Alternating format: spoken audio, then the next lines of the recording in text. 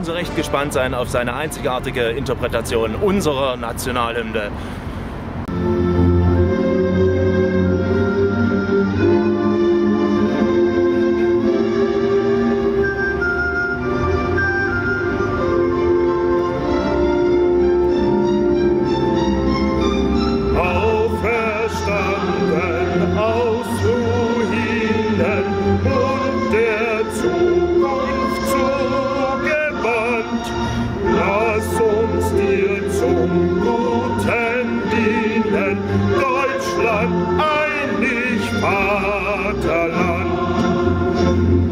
Not gilt es zu zwingen, und wir zwingen sie vereint, denn es muss uns doch gelingen, dass die Sonne schön wie nie über Deutschland scheint, über Deutschland scheint.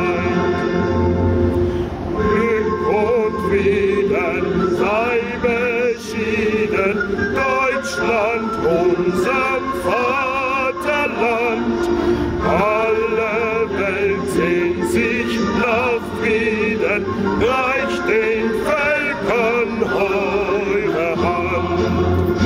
Wenn wir brüderlich uns einen, schlagen wir des Volkes Feind. Lass das Licht des Friedens scheinen, dass nie eine Mutter mehr ihren Sohn befreit, ihren Sohn befreit.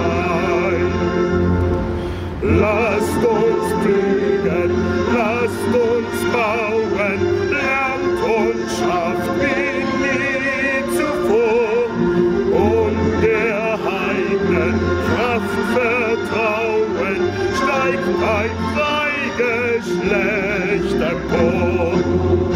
Deutsche Jugend, bestes Streben unseres Volks in dir